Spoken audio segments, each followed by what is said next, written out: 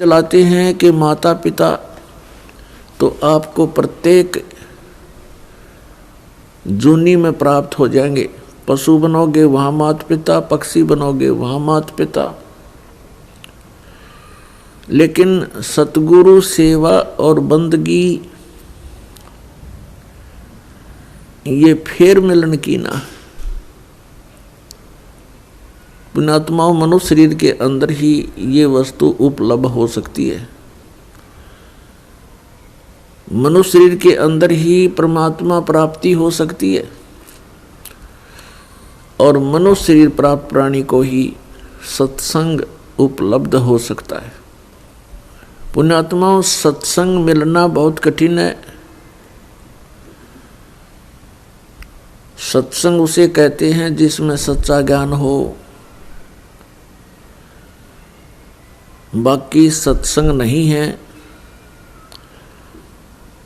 जिनके ज्ञान ऐसे बच्चों जैसे हैं तो क्या वो संत सत्संग करते हैं? जो अभी तक परमात्मा को निराकार बताया करते थे, क्या वो सत्संग करते हैं? वो झूठ बोला करते थे। अभी तक जो ब्रह्मा विष्णु महेश के माता पिता कहते थे इनके कोई माता पिता नहीं है, इनकी जन्म मृत्यु नहीं होती, तो क्या वो सत्संग किया करते? जो संत ये बताते हैं सतलोक में प्रकाश ही प्रकाश है, भगवान है ही नहीं, आत्मा उसमें जाकर के ऐसे लीन हो जाती है जैसे बूंद समुद्र में, तो क्या वो सत्संग किया करते? वो हमारा जीवन नष्ट करते थे और अपना भी जीवन बर्बाद किया करते थे, तो वो सत्संग नहीं थे। और भोले श्रद्धालु उनके द्वारा दिए गए वचनों को सत्संग जानकर निश्चिंत हुए बैठे थे। अब सत्संग आपको अब प्राप्त हुआ है या उन महापुरुषों ने सत्संग किया था जिनको परमात्मा मिले थे? परमात्मा की प्राप्ति के उपरांत जिन्होंने जो वचन बोले वो सत्संग था। उनमें कौन कौन से महापुरुष थे जिनको परमेश्वर प्राप्ति हुई? जो दास के नॉलेज में है उनमें से चंद महापुरुषों के नाम इस प्रकार हैं।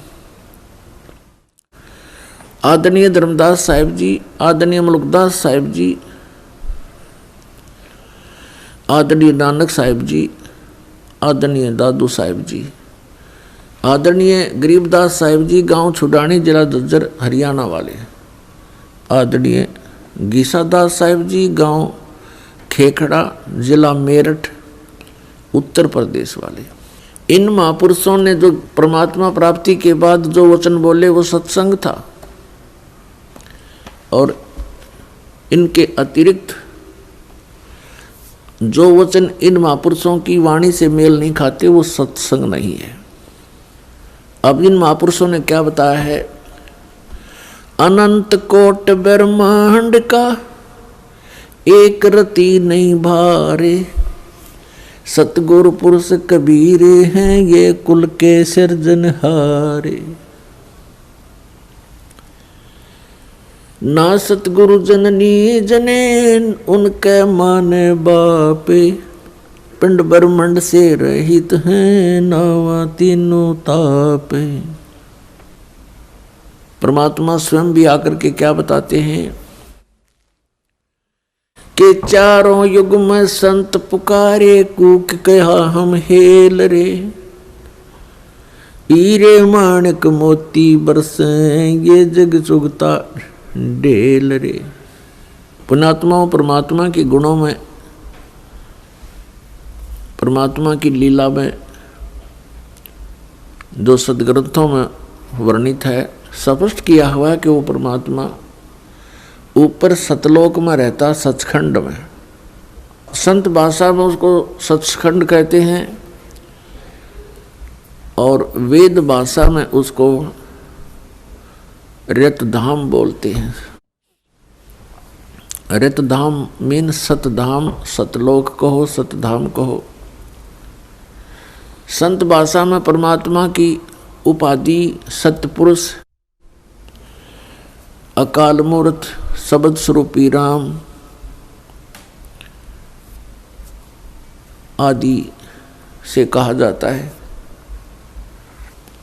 वेदों और गीता में उसको परम अक्षर ब्रह्म कहा है, सच्चिदानंद घन ब्रह्म कहा है, दिव्य परम पुरुष कहा है। वो परमात्मा हम सब के पिता है। हम अपनी गलती से काल के जाल में फंस गए,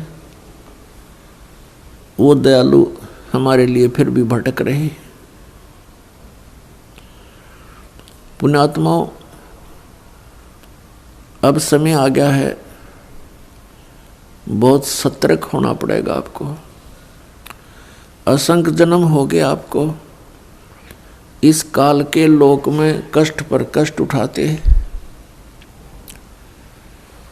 उसके विषय में बताते हैं, कोटि जन्म तो भरमत हो गए, कुछ ना हाथ लगा रे। और कुकर सुकर खरबा बोरे, कौआ हंस बुगारे। कोटि जन्म तू राजा की, न मिटी न मन की आशा। भिक्षुक ओ कह दर दर घूम लिया, ये मिला न निर्गुण रासा। इंद्र कुबेर ईश की पदवी, ब्रह्मा वर्ण धर्मराया। विष्णु नाथ के पुर को जाके तू फिर भी वापस आया। असंग जन्म तन मरत्या हो गए, जीवित क्यों ना मरे रे। और 12 मद मैल मठ बोरे, बहुर न दे धरे रे। दोजक बस्ट सभी ते देखे, राजपाट के रसिया। 3 लोक से तरपत नाही, ये मन भोगी खसिया। 3 लोक से तरपत नाही, ये मन भोगी खसिया। सतगुरु मिले तो इच्छा मेटे, पदमल पदे समाना। चल अनसा उस लोक पठाऊं, जो आदि अमर अस्थाना। 4 मुक्ति जहाँ चंपी करती, माया होरी दासी। दास गरीब अभय पद पर से, वो मिले राम अविनाशी। पुण्यात्माओं, आप बिल्कुल बालक हो। काल ने आपकी बुद्धि को इतना सीमित कर दिया, जैसे संतों को हम ऐसे नजर आते हैं जैसे एक भैंस का बच्चा मर जाता है तो व्यापारी लोग क्या करते हैं, उसके खाल उतरवा लेते हैं बालों समेत, और उसको साफ करके उसके अंदर भूस भर देते हैं, भूस, और ऊपर से चमार से उसको सिलवा लेते हैं। एक पूंछड़ सी लटकती रहती है, और उस भैंस के सामने उस बुत को, उस कार्टून को रख देते हैं, और उसको चाटती है, उसको प्यार करती है, उसको अपना बच्चा मान लेती है। और जब व्यापारी उसको लेकर उस कार्टून को चल पड़ता है, पीछे पीछे भैंस भी यहाँ करती फिरती है। अब उसकी बुद्धि इतनी काम नहीं कर रही कि इसमें भूस भर रखा, चाम लपेट रखा, ये तेरा बच्चा नहीं है। तो उन महापुरुषों ने जिनको परमात्मा मिले और सचखंड के दर्शन हुए, उन्होंने हम ऐसे नजर आते हैं कि इस हार्ड मांस इसके अंदर भर के ऊपर चाम लपेट दिया और ये बता दिया, ये तेरा बेटा या तेरी बेटी, इस तरह तुम्हारा परिवार बना दिया। पुण्यात्माओं, आप जी ने थोड़ा विवेक करना पड़ेगा। कितनी बार संतों ने हमें कोशिश की है समझाने की, लेकिन हम इन काल के दूतों से प्रेरित होकर के भगवान के मार्ग को त्याग कर कुमार्ग स्वीकार कर लेते रहे, जिस कारण से हमारी बुद्धि विकसित नहीं हो पाई। वो परमात्मा हमारे लिए कितना कष्ट उठा रहे हैं। वो हमें बताने की चेष्टा कर रहे हैं कि सतलोक में चलो, वहां तुम्हें सुंदर शरीर मिलेगा, उसके अंदर ये नाड़ी तंत्र नहीं होगा, 5 तत्वों से बना हुआ नहीं होगा, उसमें ना कोई रोग कोड होगा, उसमें बीपी हाई लो नहीं होगा, उसमें कभी वृद्धावस्था प्राप्त नहीं होगी। वहाँ सचखंड के अंदर आप की ऐसी सृष्टि होगी, ऐसा ही परिवार होगा जैसा यहाँ पर है, और वहाँ कोई काम नहीं। अपने आत्माओं, आपकी संतान हुई, आपने मकान बनाए, उन बच्चों के लिए सारी सुविधाएं की और करते ही रहते हो। अब ये नहीं पता पिता की मृत्यु हो जाए, पता नहीं माँ की मृत्यु हो जाती है, और पता नहीं बेटा मर जा बेटी मर जा। तो हम जिस व्यवस्था में सारा जीवन बर्बाद कर चुके, उसका हमें क्या लाभ हुआ? लेकिन हम सोचें क्या इसका विकल्प नहीं? हम देखते उसके साथ भी ऐसी घटना होगी, उसके साथ भी होगी, कोई बात नहीं है, तो होती रहती है। अब परमात्मा ने इसका विकल्प बता दिया, इसका अल्टरनेट बता दिया कि जब तक तुम्हारे संस्कार हैं, परिवार में आप रहो, और वो भी भगवान की आत्मा है, आपके बेटा बेटी रूप में रोल करने आए हैं, माता पिता रोल के रूप में आए हैं, तो उनको एक विशेष प्यार देना, आपस में खींचातानी नहीं बढ़ावे। इस दृष्टिकोण से कि हम उस पिता के बच्चे हैं, अगर हम इनको किसी को एक दूसरे को दुखी करेंगे तो परमात्मा नाराज हो जाएगा, क्योंकि हम पहले गणे दुखी यहाँ पर। फिर हम एक दूसरे को सतावें, कोई वचन से जख्म करें, किसी को और कोई हानि पहुंचावें, तो हम तो कौवे हो गए, कौवे, मनुष्य नहीं रहे। जैसे कौवा जख्म के ऊपर चोंच मार कर खून निकाल लेता है, हमने हंस बनना है, तो हम सतलोक चलेंगे। वो परमात्मा हमारे पीछे फिर रहा है। जो जन मेरी शरण है, ताका हूँ मैं दासे, गेल गेल आज्ञा फिरूं जब तक धरणी आकाश। परमात्मा कहते हैं कि जो मेरी शरण में एक बार किसी भी युग में आ गया, तो मैं उसके पीछे पीछे फिरता रहता हूँ और उसको पार करने की चेष्टा करता हूँ। क्या बताते हैं? अनंत कोट बाजी जहाँ हम रचे सकल ब्रह्मंडे, कह कबीर मैं के करूं यू काल करे जीव खंड। कबीर साहब बताते हैं कि मैं इतना समर्थ हूँ, ये सभी ब्रह्मांड मैंने रचे, अनंत कोट बाजी जहाँ रचे सकल ब्रह्मांड, और कहे कबीर मैं क्या करूं ये काल करे जीव खंड। पुणात्माओं, आपने ये अमर कथा कभी सुनी नहीं थी। आप जी ने अपने ही धर्म मजहब के अंदर चल रही कथाओं को सुना, उन्हीं के आधार से आपका माइंड सेट हो गया। अब इस अमर कथा को सुनकर बहुत दिनों में जाकर आपका विश्वास होगा, और जब आपको ये कथा समझ में आ जाएगी, उस समय देखना आपके मन की स्थिति क्या होगी। आप ऐसी स्थिति में हो जाओगे जैसे परगर पावना रह उठाए चित, जैसे दूसरे के घर में, दूसरे गांव में, रिश्तेदारी में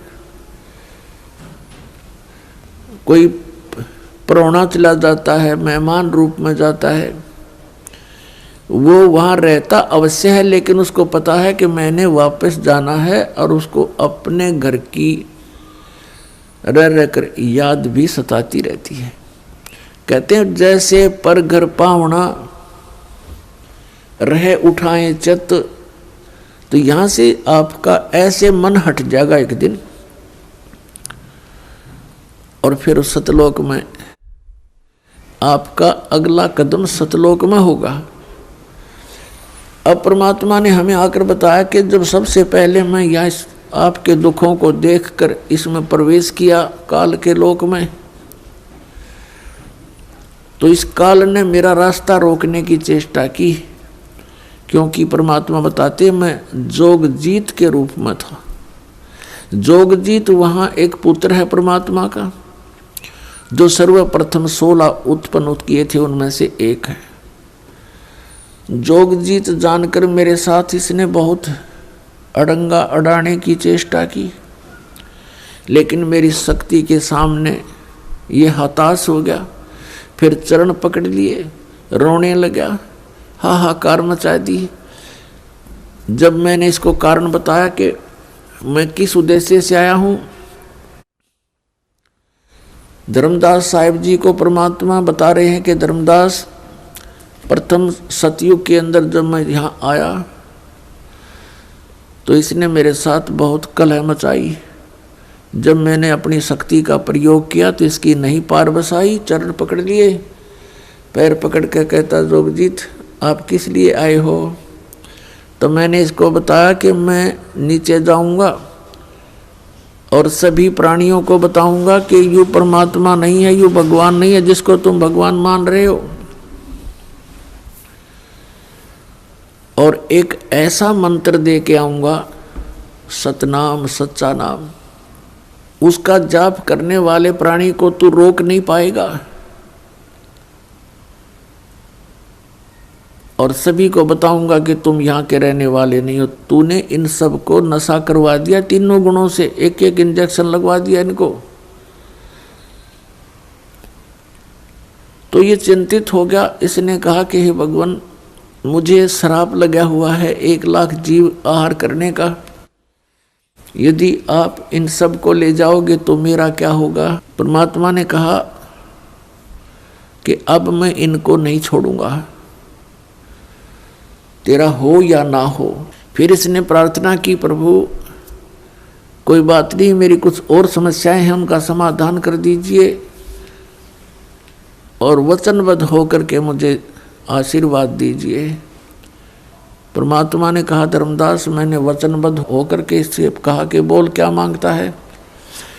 इसने कहा कि परमात्मा 3 युगों में जीव थोड़े ले जाना, चौथा युग जब कलयुग आवे तब तव शरण जीव बहु जावे। ऐसा वचन हर मोय दीजिए, तब तुम गवन संसार ही कीजिए। तो मैंने इसको कह दिया ठीक है, तथास्तु, कि ऐसा ही होगा। फिर इसने एक प्रार्थना और की थी कि परमात्मा जबरदस्ती ना करना हे बड़े भाई, क्योंकि जोगजीत रूप में खड़े थे परमात्मा और ये भी उन्हीं का भाई है। परमात्मा से, कबीर से उत्पत्ति हुई इस काल की, ज्योति निरंजन की। और इसने कहा कि हे प्रभु, हे बड़े भाई, जबरदस्ती ना करना। जो आपके ज्ञान को स्वीकार करे वो आपका, और हमारे ज्ञान को स्वीकार करे वो हमारा। आप ज्ञान दे करके अपना बनाना, बाई फोर्स ना करना। वो तो मालिक को पता। अब यहाँ प्रश्न उठता है पुण्यात्माओं बहुत सी, क्योंकि हमारे अंदर बहुत युगों से ये अज्ञान ठुका हुआ है, भरा हुआ है खचाखच। ये सच्चे ज्ञान को टिकने नहीं देता। ना जाने कितनी शंकाएं उत्पन्न होती हैं। एक शंका तो ये उत्पन्न होगी कि भाई भगवान ने जानी जान, कहते हैं परमात्मा जानी जान है, अंतर्यामी है, सर्वज्ञ है, फिर क्या उनको पता नहीं था ये ऐसे ऐसे वचन मांगेगा? इसको वचन ना देते सतयुग में ही हमें वापस ले जाते। तो ये तो पुण्यात्मा मन की बकवाद है, इस तरह के विचार जो जिसके अंदर आते हैं। हम सतलोक में रहा ही करते। यदि हम ऐसे टिकने वाले होते तो पहले ही ना वहीं रहा करते थे। आवश्यकता ही नहीं थी हमें यहाँ आने की, फिर भगवान को यहाँ दुख उठाने की हमारे लिए। परमात्मा को पता था कि सतयुग त्रेता द्वापर में ये प्राणी दुखी नहीं होता। पुण्यकर्मी प्राणियों को मनुष्य जीवन मिलता है सतयुग त्रेता द्वापर में, जिनके बहुत घने पुण्य होते हैं और वो सभी साधना भी करते हैं, मनमुखी साधना करते हैं, शास्त्र विधि त्याग कर भी साधना करते हैं। उनसे सिद्धियां प्राप्त अवश्य हो जाती हैं और उनके पूर्व प्रारब्ध कर्मों के आधार से, किस्मत में लिखे हुए पनों के आधार से उनको सुख होता है, शरीर स्वस्थ होता है। सतयुग में पिता से पहले पुत्र की मृत्यु नहीं होती, जो सबसे बड़ा जख्म होता है पिता के लिए। और पत्नी से पहले पति की मृत्यु नहीं होती, जो पत्नी के लिए बहुत बड़ा दुखदाई होता है। और बहुत लंबी आयु होती है, शरीर स्वस्थ रहता है, आहार बहुत ही अच्छा होता है। तो इस प्रकार जब पिछले पुनों से उसको लाभ होता रहता है, साधना गलत करता रहता है, पाप इकट्ठे होते जाते हैं, पुण्य अक्षीण होते रहते हैं, फिर उसका जन्म त्रेता में होता है। त्रेता में भी ऐसी सती थी लगभग रहती है। फिर द्वापर में होता है, हरे भरे वृक्ष होते हैं, सब जगह जंगल होते हैं, फलदार वृक्ष होते हैं, समय पर वर्षा होती है। तो इस प्रकार ये सोचता रहता है कि जो साधना पूजाएं मैं कर रहा हूँ इनसे मुझे लाभ हो रहा है, अज्ञानता के कारण। तो परमात्मा के ज्ञान को जो पहले वाले साधना से बिल्कुल हटकर होता है उसको ये प्राणी बिल्कुल स्वीकार नहीं करता। अब कलयुग के अंदर ये प्राणी बिल्कुल कर्महीन हो जाता है, पापों की गठड़ी बांध लेता है और पुण्य इसके पास रहते नहीं।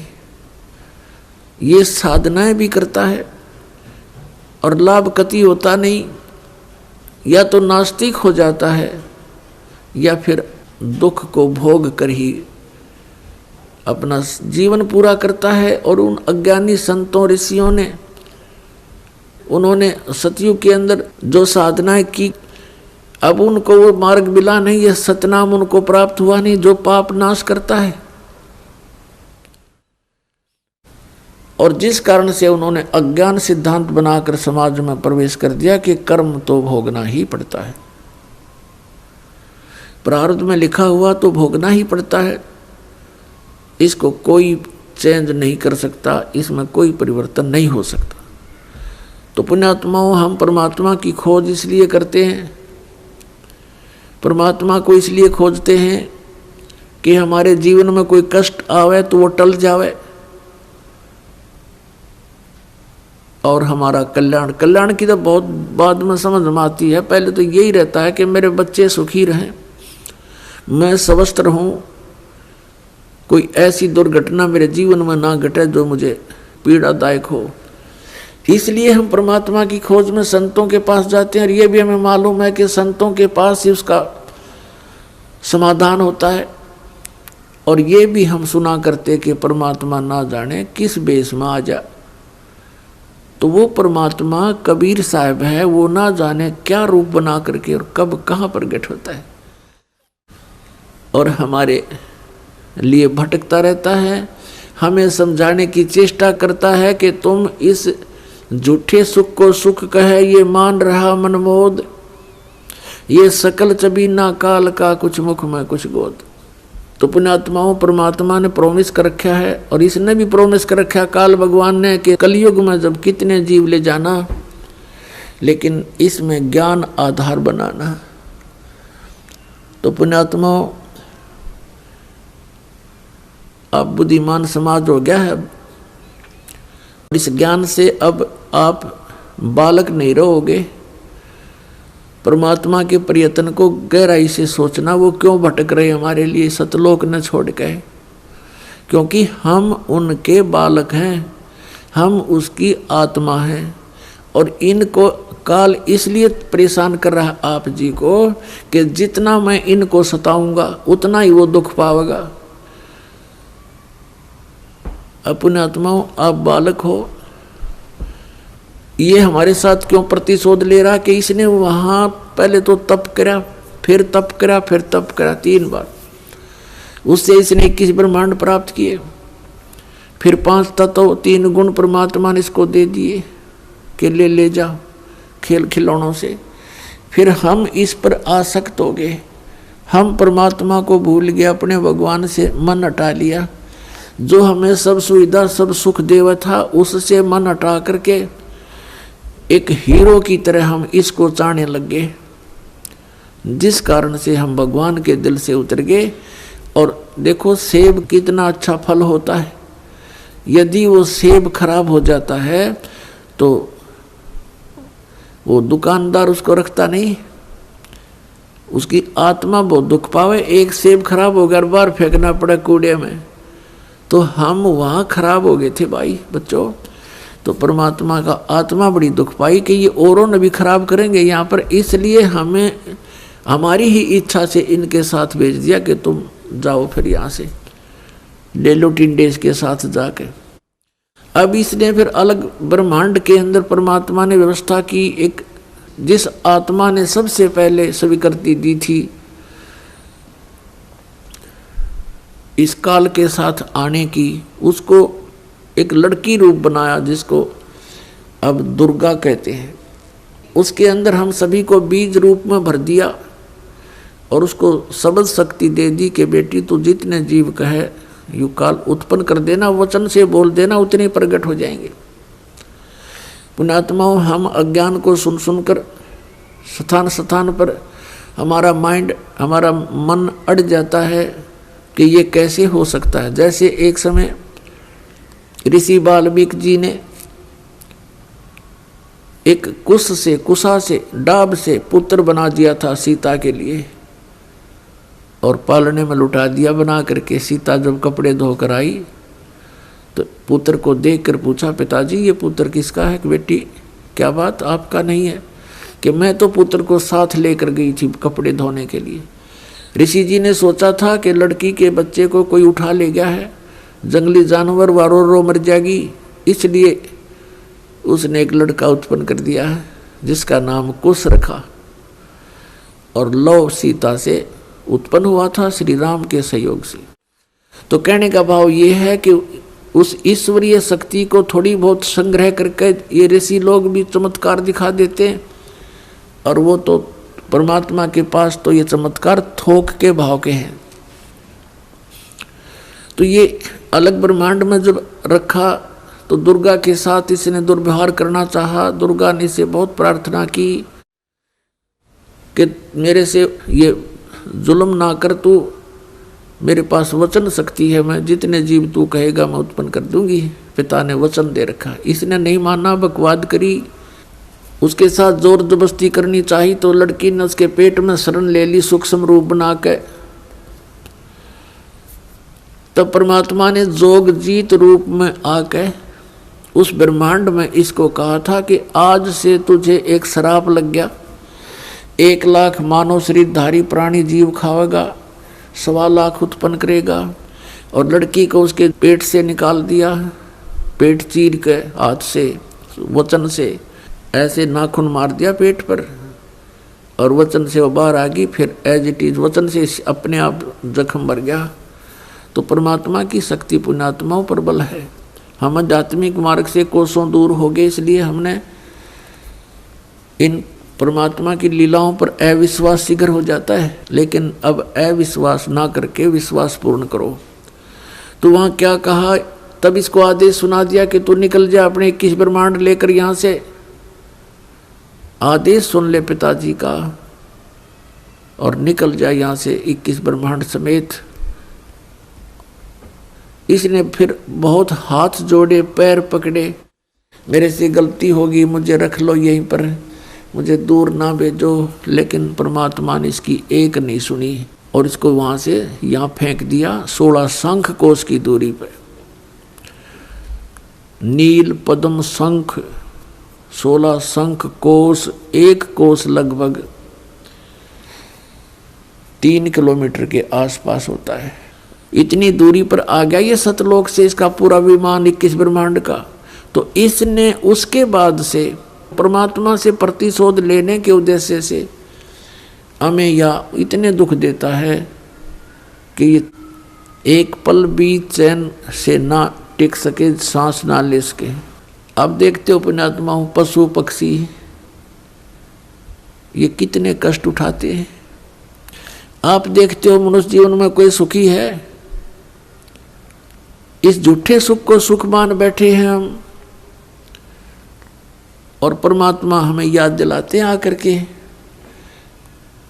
कि तुम काल के जाल में हो। आप जी को इसने मिसगाइड करके इतना ही सीमित कर दिया आपकी बुद्धि को, संतानों उत्पत्ति, कोठी कार लेना, सारा जीवन ये सोच करके बुढ़ापे में सुखी होऊंगा मैं, बुढ़ापे में मेरा जीवन ठीक कट जाएगा, बढ़िया कोठी बना दूं, बच्चों को सुखी कर दूं, गनाए धन बना दूं। अपने आत्मा बुढ़ापे तक, पहली तो ये बात है कि बुढ़ापे तक आप रहोगे कि ना रहोगे, वृद्धावस्था तक। और वृद्ध अवस्था होने के बाद फिर सुख कहाँ से? वृद्ध अवस्था में सपने में भी सुख नहीं है। तो हमारी सारी ही सोच इस टाइप की थी जो हमें केवल दुख दे सकती है, सुख नहीं। बुढ़ापे में कभी तो जाड़ पड़वानी, कभी आंख बनवानी, और कभी कोई बच्चा कुछ बोल रहा है, कोई पुत्र वधू कुछ कह रही है, कहीं पौत्र को कोई गड़बड़ होगी, कहीं पौत्री का गड़बड़ होगी, कोई देवता मर गया, कोई देवती मर गई। तो ये सब कष्ट उस व्यक्ति को होते हैं जो वृद्ध अवस्था प्राप्त कर चुका है। और सोचा नहीं होता बुढ़ापे में सुखी हो जाऊंगा, इब तो धंधा करके बच्चा न पाल पोष दूं। तो पुण्यात्मा बुढ़ापे में तो जिए जानेगा जिसा सुख होगा तुम्हें। तो इसलिए परमात्मा हमें याद दिलाते हैं कि जिस प्रोसेस में आप अपना सारा जीवन न्यौछावर किए बैठे हो, ये आपकी महाभूल है। इसके साथ साथ और भी कार्य आपका एक अनिवार्य है, वेरी इम्पोर्टेंट है। उसको तो आपने शुरू ही नहीं किया। अब जैसे हम देखा करते थे, बुजुर्ग आपस में बैठ कर बतलाया करते थे, क्या कहते थे, और भाई कुशल हो? तो वो कहता था मौज हो रही है, कत्ती ठाठ हो गए, 2 बेटे थे 2 बेटी, सबका विवाह कर दिया, पुत्र पर भी पुत्र हो गया, पुत्रियों पर भी पुत्र हो गए, और बस मेरा तो जीवन सफल हो गया। अब बेशक उठा ले भगवान मने, मुझे बेशक उठा ले परमात्मा, मेरा काम पूरा हो गया। अब इस तत्व ज्ञान की रोशनी में पता चला कि खाक पूरा हो गया तेरा समय, जीवन कहाँ से सफल हुआ? जीवन तो बर्बाद हो गया आपका। और जो कुछ भी आपको प्राप्त हुआ ये तो पूर्व प्रारब्ध में आपका लिखा हुआ था, आपका किया हुआ नहीं, आपका चाहा हुआ नहीं। जैसे संतान होते ही एक ऐसी हमारी मन में काल ने ऐसी प्रेरणा कर रखी है कि हे भगवान बच्चा हो और पुत्र हो, पहला पुत्र हो फिर पुत्री बेशक हो जा। ऐसी टेंडेंसी श्लोक वेद से हमारी बनी हुई है जो बिल्कुल व्यर्थ है। अब विवाह हुआ, प्रथम लड़की होगी, फिर सोचा ये भगवान दूसरा तो पुत्र होना चाहिए, दूसरी भी कन्या होगी, फिर कहा हे भगवान तीसरा तो पुत्र हो, तीसरी भी कन्या होगी, चौथी आशा पुत्र की थी, चौथी भी कन्या, पांचवी भी कन्या होगी। तो क्या आपका किया हुआ या आपका चाहा हुआ? नहीं, जो आपकी किस्मत में था वही आपको मिला। तो आप कहते हो कि मेरा जीवन सफल हो गया, ये तो आपका होना ही था। आपने जो इस जीवन में एक इम्पोर्टेंट कार्य और करना था, अनिवार्य कार्य करना था, वो तो तुमने स्टार्ट भी ना किया। इसकी याद दिलाने के लिए परमात्मा सतलोक से आते हैं। यहाँ के भगवान और यहाँ के ये संत हमें केवल इस माया में ही डबोते हैं, इसी में डालते हैं, हमारे को बाहर निकाल नहीं सकते क्योंकि इनकी पावर नहीं। वो तो स्वयं आते हैं या अपने ही संत बना करके यहाँ भेजते हैं, अपनी भक्ति शक्ति से चार्ज करके भेज देते हैं, और फिर वो संत ये काम किया करते हैं। नहीं, आम संत की कोई औकात नहीं जो काल के सामने इस प्रकार का कोई कदम उठा ले। अब क्या बताते हैं परमात्मा, हम सुल्तानी नानक तारे दादू को उपदेश दिया, जात जुलाहा भेद न पाया वो काशी माहे कबीर हुआ। गोता मारू स्वर्ग में जा बैठू पाताले, गरीबदास ढूंढता फिरूं अपने हीरे मोती लाले। परमात्मा कबीर साहब कहते हैं कि गोता मारूं स्वर्ग में और जा बैठूं पाताल, कह कबीर ढूंढता फिरूं अपने हीरे मोती लाल। अब जैसे आपको कल सत्संग के अंदर दिखाया था, रूबरू करा था उन पवित्र सदग्रंथ वेदों से। उसमें क्या लिखा कि परमात्मा ऊपर ध्युलोक यानी तेजो में शरीर में और तेजो में लोक में राजा के समान विराजमान है, और वहां से गति करके नीचे आता है और बहुत अत्यंत गतिशील पदार्थ के समान, जैसे आकाशीय बिजली गिरती है नीचे बहुत स्पीड से, ऐसे परमात्मा सतलोक से गमन करके चल के यहाँ आते। तो वो परमात्मा अच्छी आत्माओं को मिलते हैं, उनको उपदेश करते हैं, तत्व ज्ञान से परिचित कराते हैं, अपने से परिचित कराते हैं। तो उन महापुरुषों ने जो ज्ञान दिया वो परमात्मा से प्राप्त ज्ञान दिया। उनमें से अब्राहिम सुल्तान अधम भी एक महापुरुष हैं। अब्राहिम सुल्तान अधम ये कौन थे? एक बल्ख नाम का शहर है, बल्ख बुखारा, इराक के अंदर, और वहाँ का एक अब्राहिम सुल्तान अदम नाम का एक मुसलमान बादशाह था। पूर्व जन्म के संस्कार से उसके इतने ठाठ कर रखे थे, भगवान ने 18 करोड़ घोड़े खरीद रखे थे। पुण्यात्माओं, जब तक इस प्राणी को तत्व ज्ञान नहीं होता, यहाँ के ये कंकर पत्थर जोड़ने में ही लगा रहता है। उसने कहते हैं 16,000 औरतें से विलास करता था, 18 करोड़ घोड़े। गांव में पहले यदि एक घोड़ा किसी के पास होता तो बहुत बड़ा वो वहाँ का ठाकुर माना जाता था, बड़ा रईस व्यक्ति माना जाता था जो घोड़े पर चलता था, एक घोड़े पे। जैसे आजकल तो जिसके पास कार है उसको बहुत अच्छा धनी मानते हैं, तो उस समय घोड़े से ही उसके धन को आज्ञा करते थे, काउंटिंग करते थे। तो इस प्रकार 18 करोड़ घोड़े उसके पास, और ऊंट 8 तक गिनती नहीं, बहुत गिने थे। कहने का भाव यह है कि सर्वसंपन्न राजा था, लेकिन पिछले संस्कार भी साथ होते हैं। अब वो चाहे कितने ही सुख को प्राप्त है, लेकिन परमात्मा की चाह आत्मा को फिर भी बनी होती है। एक दिन वो सो रहा था ऊपर अपने महल की छत पर, गर्मियों के दिन। परमात्मा कहते हैं सो चल सीधर मैं करूं अपने जन के काज। तो वहां कहीं पड़ोस में थोड़ी सी दूरी पर एक सत्संग हो रहा था। आप आरती, आप साजे, आप किंगर, आप बाजे, आप ताल झां जनकारा, आप नचाप देखण आ रहा। आप साधु संत बनकर उस राजा के महल से थोड़ी सी दूरी पर किसी गरीब के घर पर सत्संग कर रहे थे, ऊंची ऊंची आवाज में सुना सुना कर। और बात तेरे काम न आवे, संतों शरण लाग रे, के सोवे गफलत में बंदे, जाग जाग नर जाग रे, जाग जाग नर जाग रे। और बात तेरे काम न आवे, संतों शरण लाग रे, के सोवे गफलत में बंदे, जाग जाग नर जाग रे, जाग जाग नर जाग रे।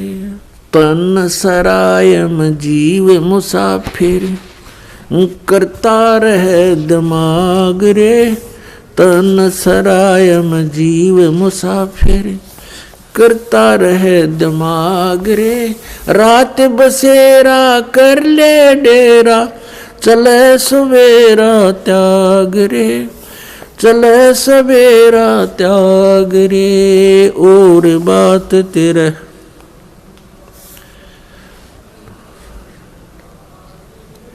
के सोए गफलत में बंदे, जाग जाग नर जाग रे, जाग जाग नर जाग रे। इस तन सरायम जीव मुसाफिर, करता रहे दिमाग रे, इस तन सराय में जीव मुसाफिर करता रहे दिमाग रे। रात बसेरा कर ले डेरा चले सवेरा त्याग रे, चले सवेरा त्याग रे। और बात तेरे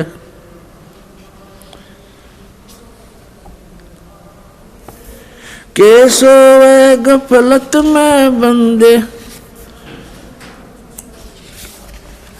जाग जाग नर जाग रे। उमदा चोला बण्या अमोला लगे दाग पे दाग रे।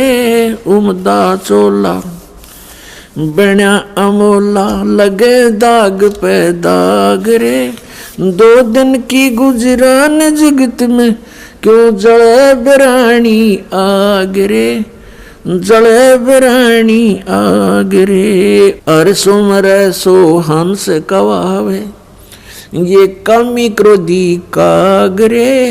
अर सुमरे सो हंस कवावे कामी क्रोधी कागरे। बोरा न भर में विष के बन में चल बेगमपुरी बाग रे, चल बेगमपुरी बाग रे। और बात तेरे काम न आवे संतों शरण लाग रे। के सोवे गफलत में बंदे भाई शब्द सैन सतगुरु की पिछाणी पाया अटल सुहाग रे। शब्द सैन सतगुरु की पिछाणी पाया अटल सुहाग रे। नितानंद महबूब गुमानी परगटे पूर्ण बाग रे, परगटे पूर्ण बाग रे। और बात तेरे काम न आवे संतों शरण लाग रे। के सोवे गफलत में बंदे जाग जाग नर जाग रे, जाग जाग नर जाग रे। पुण्यात्मा कबीर परमेश्वर जी अपनी प्यारी आत्मा को काल के जाल से निकालने के लिए कितना संघर्ष करते हैं। उसके लिए परमात्मा ने ज्ञान को ही आधार बनाया है। अब्राहिम सुल्तान अधम बहुत ही अच्छी आत्मा का व्यक्ति था। परमात्मा की खोज में, अल्लाह की चाह में साधु संतों से बहुत प्यार करता था। उसको जहाँ भी कोई संत मिल जाता या किसी संत की महात्मा की वो चर्चा सुनता, या तो उसको अपने पास बुला लेता था या स्वयं दर्शनार्थ चला जाता था। अपने आत्माओं काल ने तो ऐसा कर रखा हमारे साथ, ये नकली संत, नकली पंथ और डुप्लीकेट ज्ञान सुना के कि इनको नास्तिक बना दूं। एक संत के ऊपर वो बहुत विश्वास किया करता था और वो अब्राहिम सुल्तान उस फकीर के पास बहुत ज़्यादा उसके पास जाता था या उसको अपने पास बुलाता था, खूब दक्षिणा दिया करता था और वो 1 नंबर का पाखंडी था। एक बार राजा ने, क्योंकि वो बहुत धनी व्यक्ति था, बहुत धनी राजा था, वो जूते जो होते हैं जूती पे पहना करते, पहले अब जूते कहने लग गए उन्हें। उन जूते होते थे, जो जूती थी, एक जूती की कीमत 1.25 लाख रुपए थी। उस समय का तो 1.25 करोड़ हो गए एक जूती की कीमत। उस जूतों के ऊपर हीरे, पन्ने, जवाहरात, मोती सब जगह उसमें गठे होते थे। एक उस राजा ने एक अंगूठी बनवाई जो बहुत कीमती थी, सोने की, उसके अंदर हीरे, मोती और ये इस तरह के कुछ नग लगवा रखे थे, बहुत ऊंची, अच्छी, चौड़ी। अब उस संत की वो बहुत आदर करता था, विश्वास किया करता था। एक फकीर पर वो डुप्लीकेट ठग था। उसने राजा की अंगूठी देखी, जूते तो मैं छुपा नहीं सकता, अंगूठी कैसे ले सकता हूँ। उसने वैसी ही अंगूठी एक डुप्लीकेट बनवा ली, पीतल की, मिलती जुलती कती। और राजा से कहा कि राजा आज नौका विहार करते हैं, मेरे साथ चलो। राजा तुरंत तैयार हो गया फकीर का आदेश मानकर। नाविक नौका चला रहा है, राजा और फकीर उसके ऊपर कुर्सी पर बैठे हैं। अब फकीर ने कहा कि राजन, ये अंगूठी कैसी बनवा ली, कैसी है, दिखाना मुझे। अंगूठी कब बनवाई? कि जी अभी बनवाई है, कुछ दिन हो गए, कई बार पहन ली, आपके ध्यान नहीं गया, देखो देखो निकाल कर। राजा ने कहा देखो देख लो, देखो ऐसी है। अब वो तो डुप्लीकेट था, उसने लेकर ऐसे और कहा, उसने क्या कहा कि हम फकीरों के क्या काम ये अंगूठी। अब वो ओरिजिनल पल देखता रहा और कहा देखो राजा, ये इधर क्यों जा रहा नाविक तू? तो राजा का ध्यान उधर हुआ, वह डुप्लीकेट निकाल ली, वह डाल ली, हाथ में ले ली और कहा राजन, अंगूठी तो बहुत अच्छी है, प्रसाद संतों के क्या काम की, जल में फेंक दी। अब राजा ने सोचा भाई बड़ा त्यागी विरागी महात्मा, इसको तो